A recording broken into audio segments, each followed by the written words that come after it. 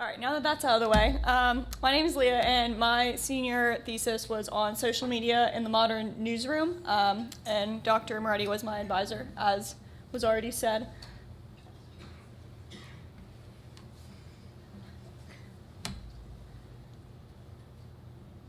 Okay, so just a little bit of background, why I chose this topic. I work with social media a lot at WPXI TV, which I've been with since February, and I was really intrigued by all the resources that went into it. So just a little bit of a background. At WPXI, we have almost 400,000 Facebook followers, and our posts reach almost 5 million people every week, so that's pretty huge. To not look at social media, which a lot of people haven't already, would be kind of ignorant in the industry. And also it's a new development and not a lot of research has been done. We know that people get their news from social media, but people don't really look at, why they are or, what choices they make because it's so new. So how many of you have gotten news from Facebook in the past week? Probably almost all of you. And the Pew Research Center said that 30% of adults in the United States get their news from Facebook. That's probably averaging all adults, so this is a young audience, so I'm sure that this is much higher than that. And 46% have discussed current news or topics on social media, so it's huge and it's only going to keep growing. So that's a little bit why I chose to do this project. Now for the survey, I had 19 respondents, which is a little lower than I wanted. But they were from all different regions of the United States, different platforms. So we had print, we had broadcast, radio, and just all digital. People were also diverse in their titles, experience, and the size of the market they worked in. So we had people from really small organizations to bigger ones like Pittsburgh. The survey was distributed to over 200 members who contribute to digital platforms at Cox Media Group, which is what WPXI is a part of. We have a Facebook group where all of us collaborate on social media, so I posted the survey in there and pretty much left it up to be answered. We also reached out to contacts within the industry. There were 17 questions. I don't know why it says number of questions. And they focus on an array of things, which I'll talk about more in a little bit. So for the results, this is each section. So the first, oh, that got all messed up when I downloaded it, so you can't see. Okay, so for the usage, that was the first thing I focused on, besides, of course, demographics of everyone, was the fact that all respondents use Facebook and Twitter, which is really interesting to me, because I asked them about, obviously, as you can see, a wide array of different types of social media. And to me, that kind of proves that, something has to be really adapted and really proven to work before news stations kind of jump on board. You see a couple people experimenting with Pinterest, Meerkat and Vine, which are very recent, were not so popular. And things like Instagram is starting to come up because more people are starting to use it, but until it's proven to be successful, news stations aren't really jumping onto it, which is interesting also because things like Meerkat and Vine are very video-based, which TV stations you think would, but they're not until that's proven to work. So for more results about usage, I also asked who all had access to these kind of platforms, because I know at our particular newsroom, all the reporters have their own accounts, and there's 20 people have access to our main WPXI account, which is kind of crazy because you could post something not approved and essentially destroy the brand if you post something bad enough. So it's interesting that a lot of people trust so many people in the newsroom to have either their own account or access to the main account. Actually, reporters were the most prominent, but they probably have their own accounts. They usually don't have access to the main accounts.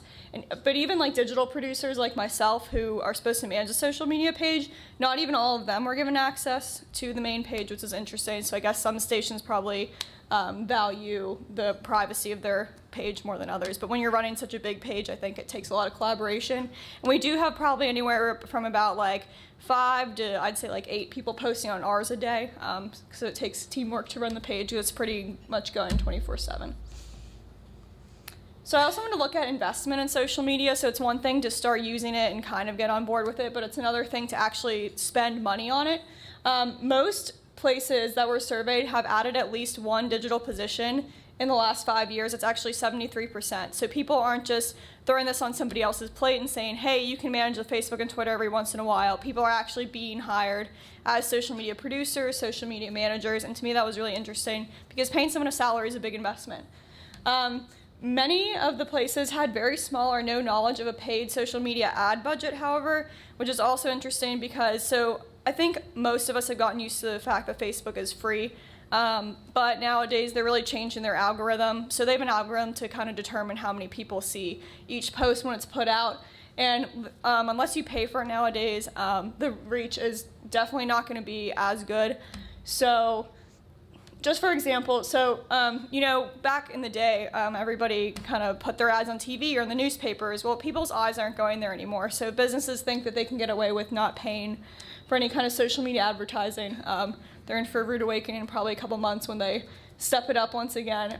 But as you can see, some places will spend a little bit, they'll pay maybe like $50 to promote a post they really think is going to do well, but if you want consistency, you really have to make an investment, and a lot of places aren't quite there yet. So for the rest of my results, I also asked the respondents how important they thought social media was to different aspects of the job. The first was disseminating the news, which is just getting it out there. Respondents believe that social media is the most important in breaking news, so that actually the numbers you see are on a scale of 7. So, the lowest was like 5.32. So in every category, they definitely felt social media was really important, which also shows it's here to stick around because the people who are in the industry believe it's important, then it's going to stay. Breaking news probably, my guess would be it's most important was because, if it's breaking, it's likely an emergency situation. You want people to know, so they see social media as an immediate way to get that information out there. Back in the day, you might have to wait for the 6 o'clock newscast to roll around before you get breaking news out there. So that's been a huge development, and they believe it's most important for that. There's all kinds of things like feature stories that people will share and be like, oh, look at this, and more like national news as well, or international, even when the Paris thing happened. I know that's all we posted for like 2 days. So just information in general, I believe is important because that's where a lot of people get their information nowadays. And finally, I asked them what they thought the use for gathering news was. So with social media, you can really kind of be everywhere, which is really cool for news stations. Before, you have a staff of photographers, and if they can make it, that's great, but if not, you're probably not going to get any of those images. Now we have Twitter and Facebook accounts, and people are constantly messaging and mentioning the news stations to try and get their photo out there, which benefits us too, because we don't have to necessarily go out there and we can use this viewer photo. So I asked how important they thought it was for receiving news tips, so people just messaging saying, hey, there's a fire on this street, receiving firsthand photos and video, and then reaching out to family members or friends of people who might be subjects of the story we're doing.